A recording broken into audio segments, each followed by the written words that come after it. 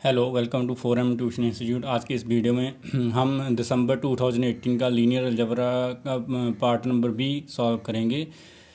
ये booklet code ए का 27 question है। Consider the sub spaces W1 and W2 of R⁻³ given by W1 given by this and W2 given by this if W is sub space of R⁻³ such that first number condition वो देता है W intersection W2 span by 0 1 1 and W second number condition वो कहता है W intersection W1 is orthogonal to W intersection W2 with respect to the usual inner product of R⁻³ then इनमें से कौन सी ऑप्शन सही होगी? W spans by 0 1 -1 0 1 1 and W spans by 0 1 -1 0 1 -1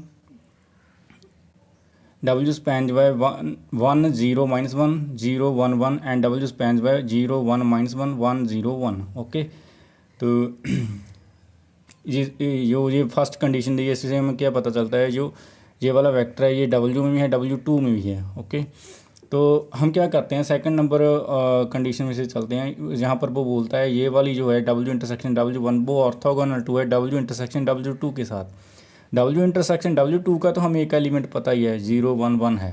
okay, एक वेक्टर हमें पता ही है, मतलब हम इसका एक वेक्टर ज्यूम करते हैं X Y Z हम बिलोंग करता है लेते हैं, इसमें से एक वेक्टर लेते हैं X W इंटरसेक्शन W2 को जो बिलोंग करता है।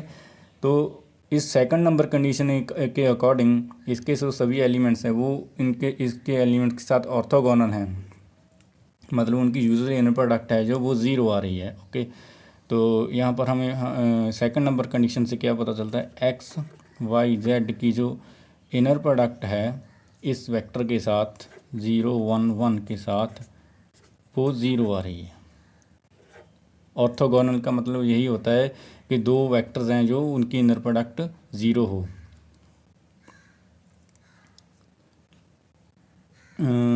यहाँ पर यूजुअल जो इनर प्रोडक्ट होती है R⁻³ में वो कैसे होती है? पहले एलिमेंट को पहले के साथ मल्टीप्लिकेशन करना है, प्लस दूसरे को दूसरे के साथ, प्लस तीसरे को तीसरे के साथ, इक्वल टू 0। यहाँ से क्या आ गया? y + z is equal to 0 आ गया। तो यहाँ से हमें क्या पता चला कि जो W इंटरसेक्शन W1 है, W इंटरसेक्शन W1 है उसमें जो भी वेक्टर होगा वो W में भी होगा W1 में भी होगा। यहाँ से हमें क्या पता चला? X Y Z W को बिलोंग करता है और यहाँ से क्या है Y + Z जो वेक्टर है उनकी जो सम है Y और Z का जो सम है वो हमेशा 0 आता है। आप यहाँ से देख लीजिए, ये वाला वेक्टर ये वाला तो होना ही चाहिए उसमें, ये वाला तो यहाँ है।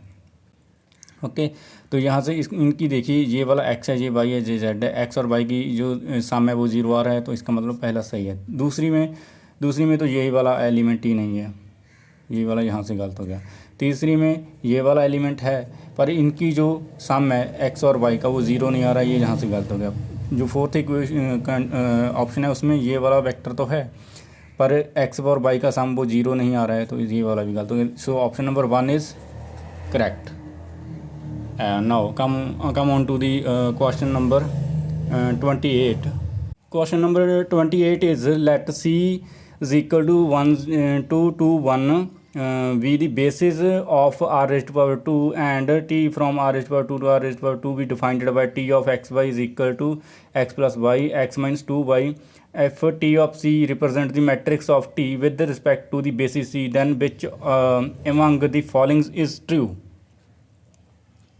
ओके, तो ऑप्शन नंबर 1 में T of C is equal to -3 -2 3 1 है। ऑप्शन नंबर 2 में T of C is equal to 3 -2 -3 1 है। ऑप्शन नंबर 4 में -3 -1 2 3 2 है और ऑप्शन नंबर 4 में 3 -1 -3 2 है। ओके, तो ये वाला क्वेश्चन आसान सा क्वेश्चन है, ऐसे क्वेश्चन नेट में आते रहते हैं, ये वैसे काफ़ी इम्पोर्टेंट है। जहाँ से हम इस जो हमें जो ट्रांसफॉर्मेशन दी है उसमें हम अपने एलिमेंट्स को जो वेक्टर्स हैं वो उनको डालते हैं, बेसिस के जो एलिमेंट्स हैं उनको डालते हैं। 1 2 पहले इस एलिमेंट को इसमें डाला तो ये कितना बनेगा? ये x है, ये y है, ये बन जाएगा 3 और -3। ओके, तो इसे मैं हमें इसको जो लिखते हैं वो ऑर्डर्ड जो बेसिस है उसके ही लीनियर कम्बिनेशन में लिखना होता है। कैसे लिखेंगे, अल्फ़ा इंटू ये वाला एलिमेंट प्लस बीटा इंटू ये वाला एलिमेंट 2 1। ओके, तो यहाँ से क्या हो जाएगा, alpha plus 2 beta is equal to कितना हो जाएगा, 3 हो जाएगा, and 2 alpha plus beta is equal to -3 हो जाएगा। ओके, तो मुझे इन दोनों इक्वेशंस को सॉल्व करना है अल्फ़ा बीटा की वैल्यू निकालने के लिए। मैं इसको इसके नीचे ही लिख लेता हूँ, 2 alpha plus beta is equal to 3। Okay, तो यहाँ पर 2 के साथ मल्टीप्लिकेशन करता हूँ, ये वाला कैंसिल हो जाएगा। यहाँ पर मेरे पास रह जाएगा -3 बीटा इज इक्वल टू नहीं +3 beta is equal to 3 into 2 6 plus 6 -3 यहाँ पर 6 -3 इज इक्वल टू 3। ओके, यहाँ पर -3 है, यहाँ पर -3 है, तो ये वाला प्लस का हो जाएगा। यहाँ पर ये वाला आ जाएगा 9 आ जाएगा, ऐड होगा। दिस इम्प्लाइज जो बीटा है वो कितना आ जाएगा, 3 आ जाएगा। तो हम बीटा की वैल्यू को जब इस इक्वेशन में डालेंगे तो अल्फ़ा कितना आ जाएगा, अल्फ़ा इज इक्वल टू -3 आ जाएगा। ओके, तो अब इसी तरह से हम दूसरा जो वेक्टर है उसको डालते हैं, t ऑफ 2 1 को। ये वाला कितना आ जाएगा, 3, और यहाँ पर कितना आ जाएगा 2, यहाँ पर 0 आ जाएगा। इसको भी हम वैसे ही लीनियर कम्बिनेशन में लिखेंगे, 2 1 प्लस बीटा 2 1 इक्वल, यहाँ से क्या बन जाएगा, alpha plus 2 beta is equal to 3 बन जाएगा। ओके, इसी तरह से जो और दूसरी इक्वेशन बनेगी वो बनेगी 2 alpha plus beta is equal to 0। तो इसको भी मैं वैसे ही सॉल्व करूँगा, यहाँ पर 2 से मल्टीप्लिकेशन करूँगा, ये वाला कैंसिल हो जाएगा, और ये वाला मेरे पास बन जाएगा 3 बीटा इज इक्वल टू 3। तो यहाँ से बीटा की वैल्यू कितनी आ जाएगी, 1 आ जाएगी। बीटा की वैल्यू कितनी आ जाएगी, 1 आ जाएगी। इसको इसमें डालूँगा तो अल्फ़ा की वैल्यू कितनी आ जाएगी मेरे पास, अल्फ़ा की वैल्यू आ जाएगी मेरे पास, ये आएगी, अच्छा यहाँ पर ये 6 बनेगा, ये 6 बनेगा, तो बीटा की वैल्यू 2 आएगी। ओके, मैं इसे दोबारा से लिख लेता हूँ, बीटा इक्वल टू हमारे पास 2 आएगा। तो बीटा की वैल्यू को हम यहाँ पर डालेंगे तो अल्फ़ा -1 आ जाएगा। ओके, तो जहाँ से हमारे पास जो मैट्रिक्स बनेगा यू टी ऑफ सी बनता है, वो कैसे बनता है, ये अल्फ़ा बीटा गैमा की ट्रांसपोज होती है, वो अल्फ़ा बीटा इन दोनों की और इन दोनों की, इसको इन दोनों की अल्फ़ा बीटा इनकी ट्रांसपोज होती है। आप थोड़ा इसको समझने की कोशिश कीजिए। अल्फ़ा बीटा आप इसको अलग भी ले सकते हैं, ये सेम नहीं है, ये अलग अलग हैं। तो यहाँ पर अल्फ़ा जो निकाला था पहली वाली इक्वेशंस, जो इक्वेशंस थी उनमें से अल्फ़ा बीटा क्या निकाला था, अल्फ़ा -3 था, बीटा 3 था। दूसरी वाली जो सिस्टम था उसमें से अल्फ़ा -1 था और बीटा 2 था, और इसकी ट्रांसपोज यहाँ से आ जाएगा -3 3 एंड -1 2। और हम अब ऑप्शन पर चलते हैं, कौन सी ऑप्शन सही है। ऑप्शन नंबर 3 में ये पड़ा है, option number 3 is correct. Okay, now the next question is question number 29 is let W1 is equal to U B W X belongs to R⁴ U plus B plus W is equal to 0 2 times V plus X is equal to 0 2 times U plus 2 times W minus X is equal to 0 and W2 is equal to U V W X belongs to R⁴ U plus W plus X is equal to 0 है, U plus W minus 2X is equal to 0, B minus X is equal to 0। Then option number 1 में वो कहता है dimension of W1 is equal to 0 होगा, dimension of W2 is equal to 0 होगा। Option number 2 and option number 3 में वो कहता है dimension of W1 intersection W2 is equal to 1 होगा। Option number 4 dimension of W1 intersection plus in W2 is equal to 3 होगा। Okay, तो ये वाला क्वेश्चन इजी है। वैसे कैसे करना है, या तो हमें जो अगर ऐसी भी कोई कंडीशन दी हो ना, तो वैसे तो इसकी हमें पता चल रहा है आर रेस्ट पावर फोर में से है, तो इसका मतलब इसकी डिमेंशन कितनी होगी, 4 होगी। मतलब अगर हम W1 की डिमेंशन निकालना चाहते हैं तो हमें जो लीनियर इंडिपेंडेंट कंडीशंस दी हैं उनको हम इनकी जो डिमेंशन है उसमें से माइनस करते हैं। ओके, तो हमें यहाँ पर linear independent conditions find out करनी होंगी। वैसे तो हमें यहाँ से पता चल रहा है, यहाँ से ये वाली इक्वेशन है, यहाँ से 2b is equal to -x आएगा।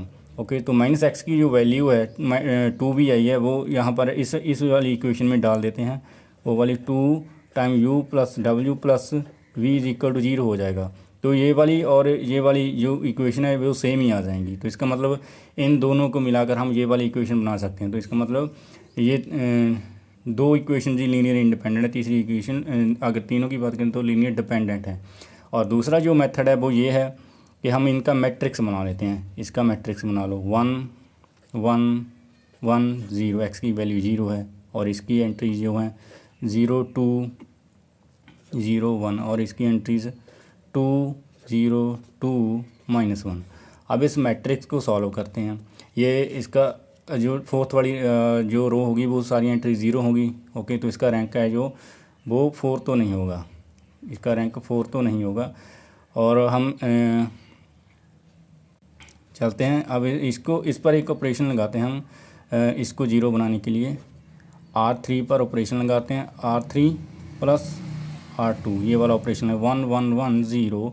इसके बाद में 0 2 0 1, ये इन दोनों का सम 2, इनका सम भी 2, इनका सम भी 2 और इसको ऐड करेंगे 0 आ जाएगा।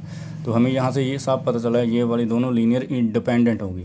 ओके, तो यहाँ से हमें क्या पता चला, जो इसका रैंक है वो 3 भी नहीं है, इसका रैंक कितना है 2 है। 2 तो हमें यहाँ से पता चल रहा है 2 है इसका रैंक। ओके, तो यहाँ पर इसका मतलब इसमें लीनियर इंडिपेंडेंट कंडीशन कितनी इक्वेशन कितनी है, 2 हैं। ओके, तो इसकी डिमेंशन कितनी होगी, therefore dimension of W1 is equal to 4, जो इसकी डिमेंशन है 4 -2। Okay, is equal to 2 means number of linear independent जो कंडीशन दी हैं वो या इक्वेशन दी हैं वो जो 2 आ गई। तो इसका मतलब W1 की डिमेंशन 2 है, तो इसका मतलब ऑप्शन नंबर फर्स्ट तो रॉन्ग हो गया यहाँ से। इसी तरह से हम W2 की डिमेंशन निकालेंगे। W2 की डिमेंशन निकालने के लिए हम क्या करते हैं, हम वही मैट्रिक्स बनाते हैं उनका। क्या मैट्रिक्स बनता है 1 1 v की वैल्यू 0 है 1 1, और दूसरी यहाँ पर मैं दूसरा जो इक्वेशन है उसकी एंट्रीज 1 0 1 -2, तीसरी जो है वो वाली बनती है 0 1 0 -1। हम यहाँ से देख सकते हैं, अगर हम इसको सॉल्व करें 3/3 मैट्रिक्स का, इसका डिटर्मिनेंट निकालते हैं ये वाली एंट्री को लेकर, ये वाली 1 होती है और इसका -2 आएगा और इसको इसके साथ करेंगे तो ये -1 आएगा। तो हम देख सकते हैं ये नॉन जीरो है, तो इसका मतलब इसका 3/3 ऑर्डर का एक सब मैट्रिक्स है जो जिसका डिटर्मिनेंट नॉन जीरो आ रहा है। तो इसका रैंक कितना हुआ, इसका रैंक कितना हुआ, इसका रैंक होगा 3। ओके, तो ये वाली तीनों जो इक्वेशन जो हैं ये वाली दी हुई हैं ये लीनियर इंडिपेंडेंट है। तो इसका मतलब यहाँ पर डिमेंशन ऑफ W2 कितनी होगी 4, वही 4 -3 इज इक्वल टू 1 होगी। तो यहाँ पर 2 देता है तो ये भी गलत होगी। ओके, अब हमें निकालना है dimension of W1 intersection W2, dimension of W1 plus W2। हमें पता है एक रिजल्ट होता है dimension of W1 plus W2 जो होता है वो इक्वल टू होता है dimension of W1 plus dimension of W2 minus dimension of W1 intersection W2। यही वाला रिज़ल्ट हम अप्लाई करेंगे यहाँ पर इसे सॉल्व करने के लिए। हमें बस W1 की डिमेंशन पता है, W2 की डिमेंशन पता है, हमें W1 इंटरसेक्शन W2 की डिमेंशन पता करनी है। ये हम कैसे पता करेंगे, W1 इंटरसेक्शन W2 में एलिमेंट्स क्या होंगे, वो वाले x u v w x होंगे जो 6 इक्वेशन दी हैं इनको सेटिस्फाई करते हैं। और इन तीनों में से हमें पता ही है ये वाली इक्वेशन है जो इन दोनों के लिए कंबाइन करके ही ये बन जाती है। तो इसका मतलब यहाँ से 2 इक्वेशन आएंगी और 3 इक्वेशन जहाँ से आएंगी हम उनका मैट्रिक्स बना लेते हैं। कैसे मैट्रिक्स बनेगा, जो बाकी की इक्वेशन है उनका मैट्रिक्स इसको लिखता हूँ मैं पहले 2 0 2 -1 और इसकी एंट्रीज लिखता हूँ 0 2 0 और 1 और इसकी एंट्रीज लिखता हूँ 1 0 1 1 और इसकी एंट्रीज लिखता हूँ 1 0 1 -2 और इसकी एंट्रीज लिखता हूँ 0 1 0 -1। ओके, तो यहाँ से यहाँ पर तो 0 है ही।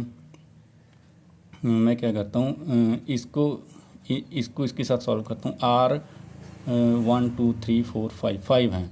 R5 पर मैं ये ऑपरेशन लगाता हूँ, R5 पर मैं ये ऑपरेशन लगाता हूँ R2 -2 टाइम्स R5। ओके, तो यहाँ से ये वाला 0 हो जाएगा, ये वाला 0 हो जाएगा, तो इसको मैंने 2 के साथ मल्टीप्लिकेशन करना, ये वाला 3 आ जाएगा। ओके, ये वाला ऑपरेशन से ये वाली एंट्रीज ऐसी हो जाएंगी। ओके, तो अब आगे क्या करता हूँ मैं, ऐसे ही ऑपरेशन लगाता हूँ R4 पर। R4 पर क्या ऑपरेशन लगाता हूँ, R4 -R3 इन दोनों को ऐड सब्ट्रैक्ट करता हूँ। यहाँ से 0 हो जाएगी, यहाँ से 0 0 हो जाएगी और यहाँ से ये वाला इनको सब्ट्रैक्ट करता हूँ। R4 में से मैंने इसको माइनस किया है तो ये वाला मेरा -3 हो जाएगा।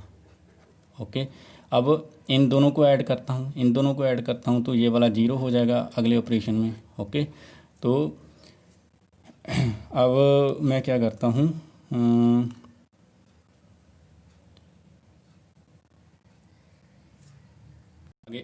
इसके आगे बस एक ही ऑपरेशन रह गया, वो मैं लगाता हूँ R3 पर। R3 पर मैं क्या ऑपरेशन लगाता हूँ, R3 2 टाइम्स R3 -R1 इन दोनों के लिए।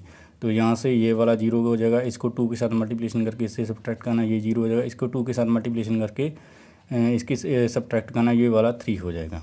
ओके, तो यहाँ से मैं इन दोनों को ऐड करूँगा तो ये वाला 0 बन जाएगा। ओके, तो यहाँ से मैं ये देख रहा हूँ, ये हमें एक सब मैट्रिक्स मिल गया ऑफ और कितने ऑर्डर का, 3/3 ऑर्डर का। तो इसका रैंक कितना होगा, 3 होगा। तो इसका रैंक कितना होगा, 3 होगा। इस मैट्रिक्स का रैंक 3 होगा। तो इसका मतलब इन जो 5 इक्वेशन इनमें से सिर्फ 3 इक्वेशन ही लीनियर इंडिपेंडेंट होगी। तो W1 W2 की डायमेंशन कितनी हो जाएगी, dimension of W1 intersection W2 की जो डायमेंशन होगी वो होगी 4 - 3 इज इक्वल टू 1। 4 - 3, 4 यहाँ से आएगा क्योंकि इसमें जो U V W और X हैं वो 4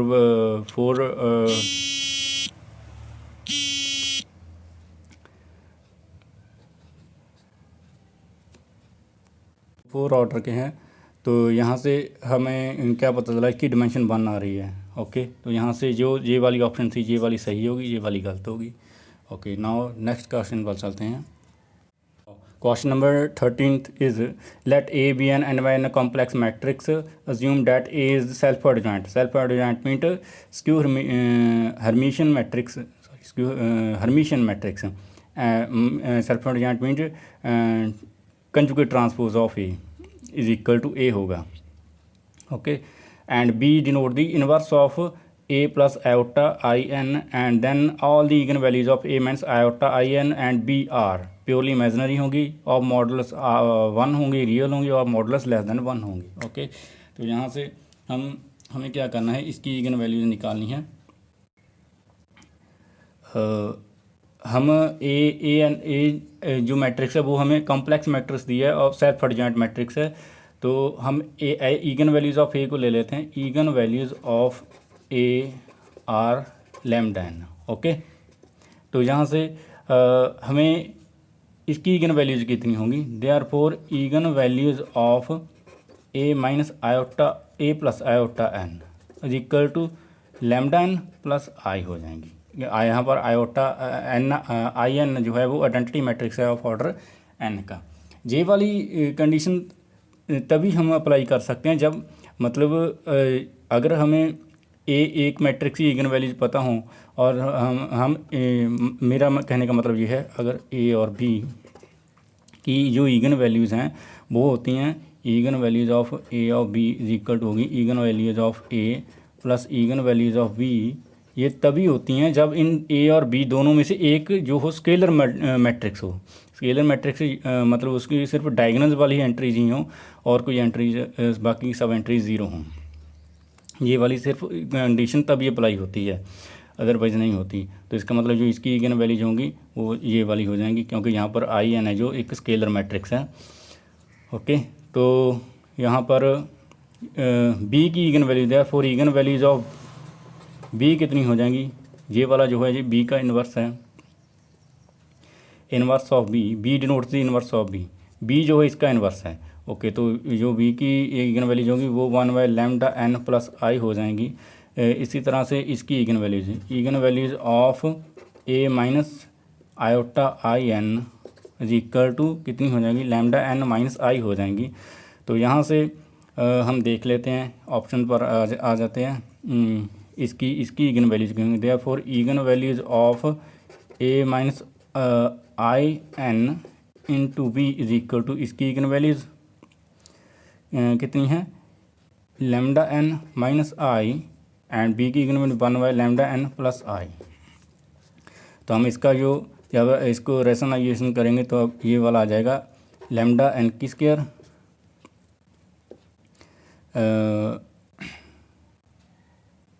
प्लस 1/λn स्क्वायर प्लस 1, यहाँ पर माइनस 1 आएगा, -1 है, plus 2 times λn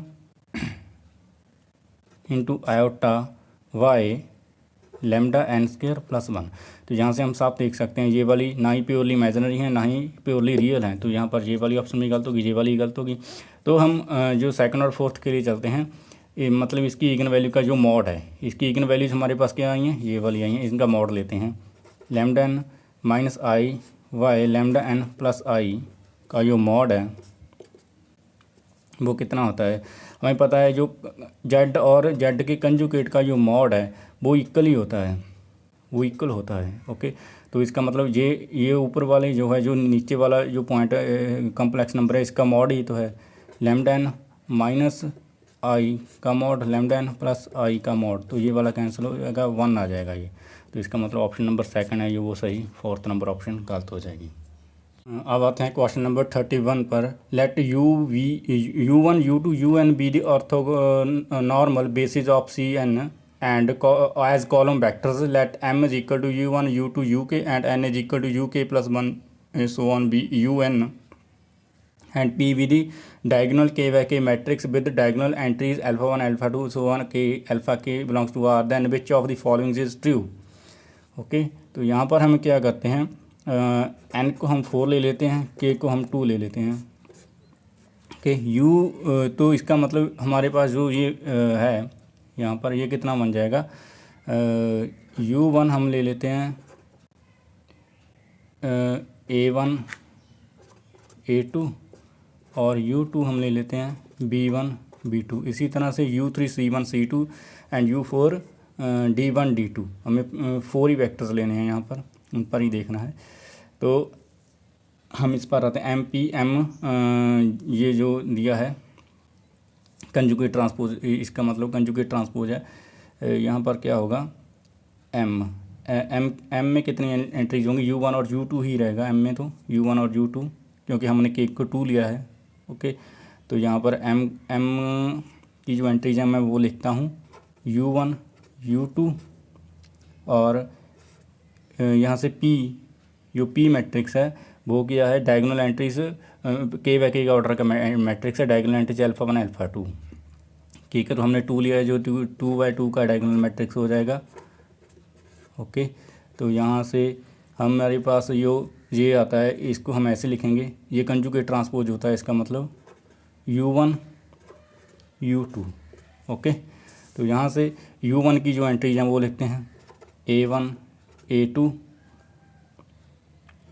b1 b2 alpha 1 0 0 alpha 2, और इस यहाँ से हमारे पास क्या आएगी, a1 का कंजुगेट a2 का कंजुगेट b1 का कंजुगेट b2 का कंजुगेट, इसकी ट्रांसपोज होती है। ये ट्रांसपोज करके ही लिखा था मैंने। ओके, तो यहाँ से क्या हो गया, हम इसको इसके साथ मल्टीप्लिकेशन करेंगे तो क्या आएगा, अल्फ़ा 1 a1 इसको इसके साथ मल्टीप्लिकेशन करेंगे तो दूसरा एलिमेंट बनेगा अल्फ़ा टू B1, इसको इसके साथ करेंगे अल्फ़ा वन A2, इसको इसके साथ करेंगे तो क्या बनेगा अल्फ़ा टू B2। ओके, तो अब इसको इसके साथ मल्टीप्लिकेशन करेंगे तो क्या बनेगा, इसको इसके साथ मैं यहीं पे कर देता हूँ, इसको जब इसके साथ करेंगे क्या बनेगा अल्फ़ा वन A1 का कंजुगेट।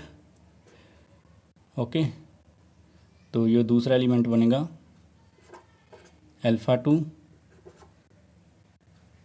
B1 का कंजुगेट, और यहाँ पर एक एलिमेंट बनेगा, एक यहाँ पर एलिमेंट बनेगा, और जो यहाँ पर बनेगा वो बनेगा अल्फ़ा वन A2 का conjugate plus alpha two B2 का कंजुगेट। ओके, तो यहाँ से हम ट्रेस पर चलते हैं। इन यहाँ पर कोई एंट्री होगी, यहाँ पर एंट्री होगी, ये वाली जो ट्रेस होती है ना वो डायगोनल एलिमेंट्स का सम होती है। इन दोनों का सम देखते हैं हम क्या बनता है, जो यही है ना ट्रेस, इसकी ट्रेस यही है, इन दोनों का सम देखते हैं क्या बनता है।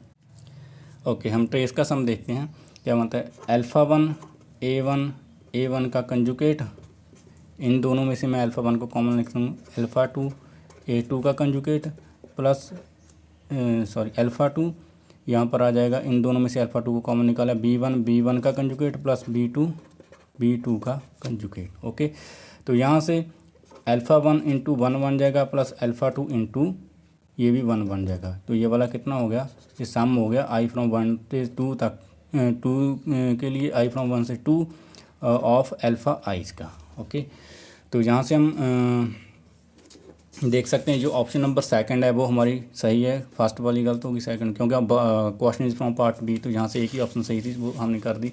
तो यहाँ से हम देखते हैं ये वाला वन कैसे आ रहा है, क्योंकि उसने दिया इनर प्रोडक्ट उसने ये कहा ना ऑर्थोगोनल बेसिज हैं, मतलब ऑर्थोगोनल बेसिज हैं, उनकी इनर प्रोडक्ट जो आपस में है वो 0 आएगी, और आपस में तो 1 आएगी, एक दूसरे के साथ 0 आएगी। ऑर्थोगोनल का मतलब इनर प्रोडक्ट आपस में 1 आएगी और एक दूसरे के साथ 0 आएगी। ओके, तो यहाँ पर मैं कैसे करता हूँ इनको, एक U था मेरे पास, एक U2 था, इनकी इनर प्रोडक्ट देखनी है मुझे, ये दोनों ही कॉलम वेक्टर्स हैं, तो इसका क्या होगा, इनकी जो इनर प्रोडक्ट होगी U2 का कंजुगेट U1। ओके, तो ये कैसे एक कंजुगेट ट्रांसपोज आएगा, ये कैसे लिखाऊंगा मैं, U2 के जो एलिमेंट्स थे वो क्या थे V1 V2, इनका कंजुगेट, यहाँ पर मैं क्या लिखूँगा, यहाँ पर मैं क्या लिखूँगा, U1 को U1 के साथ ही करनी थी मुझे, U1 को U1 के साथ ही करनी थी, यहाँ पर A1 A2 का, यहाँ पर A1 A2 का। ओके, यहाँ से आएगा A1 का कंजुगेट प्लस A2 का कंजुगेट, जो ये वाला 1 होता है, मतलब उस वेक्टर की अपने आप के साथ जो इनर प्रोडक्ट है वो 1 होनी चाहिए और एक दूसरे के साथ 0 होनी चाहिए। यही ऑर्थोनॉर्मल बेसिस की डेफिनेशन होती है, ऑर्थोनॉर्मल बेसिस की डेफिनेशन यही होती है। ऐसे ही ये वाला यू क्वांटिटी है, ये 1 बन जाएगी, ये 1 बन गई। ओके, तो अब नेक्स्ट क्वेश्चन पर चलते हैं। Next question is question number 32। Let B R cross R to R be a function B of A B is equal to A B, which of the following is true. B is linear transmission, B is positive definite bilinear form, B is symmetric but not positive definite, B is neither linear nor bilinear। Okay, first number option के लिए हम क्या करते हैं, V of linear की property लगाते हैं। Linear की प्रॉपर्टी जो होती है B of alpha x plus beta y is equal to B into alpha B of x plus alpha into B of y, ये वाली लीनियर प्रॉपर्टी होती है, वही लगाई है। अल्फ़ा इंटू ये वाला एक एलिमेंट लिया आर क्रॉस आर से, बीटा इंटू ये वाला एलिमेंट लिया आर क्रॉस आर से तो ये वाला इस तरफ ऐसा बन जाएगा, ये भी यहीं रहेगा, alpha A1 plus beta A2 पहला एलिमेंट हो जाएगा, दूसरे को दूसरे में ऐड करेंगे, alpha B1 plus beta B2 ये दूसरा एलिमेंट बन जाएगा। उसके बाद में हम ये डेफिनेशन लगाएंगे, जो V की डेफिनेशन थी ये वाली AB, इन दोनों की मल्टीप्लिकेशन हो जाएगी। तो यहाँ से हम देख सकते हैं ये वाली क्वांटिटी इसके इक्वल तो कभी नहीं आएगी, यही तो लीनियर प्रॉपर्टी होती है ना, मतलब ये वाला इसके इक्वल आ जाए तो ये लीनियर होता है, मतलब ये वाली इसके इक्वल नहीं आएगी, तो this is not equal to this, therefore option number 1 है जो वो गलत हो गया यहाँ से। Positive definite bilinear form कैसे होगा ये, a quadratic form is positive definite if f of x x greater than 0 का for all non zero x के लिए। यहाँ पर B of A is equal to A square होगा, ये हमें पता है, एक हमेशा ही जीरो से बड़ा होता है for all A non zero A के लिए। ओके, तो यहाँ से जो पॉजिटिव डेफिनेट तो है, ओके पॉजिटिव डेफिनेट, अब हमें पता करना है कि वो बाइलिनियर फॉर्म है या नहीं। Bilinear form means f of alpha A plus beta B की जो सी के साथ हम लेते हैं is equal to alpha f of A C plus beta f of B C, मतलब ये इसके साथ ये इसके साथ लगना चाहिए। ये वाली बाइलिनियर फॉर्म की डेफिनेशन होती है। तो यहाँ पर इस पर हम इस डेफिनेशन को लगाएंगे, B of alpha A plus beta B C is equal to, इस ये डेफिनेशन जब हमने इस पर लगाई तो ये दिस इंटू दिस हो जाएगा, दिस इंटू दिस, तो सी इसके साथ मल्टीप्लिकेशन, इसके साथ multiplication alpha into B of A C आ जाएगा, alpha beta into B of B C आ जाएगा। तो इसका मतलब सेकंड नंबर ऑप्शन है जो वो सही थी, थर्ड और फोर्थ दोनों ही गलत होगी। Thank you. अगर आपको मेरा ये वीडियो अच्छा लगा हो तो लाइक और शेयर ज़रूर कीजिए।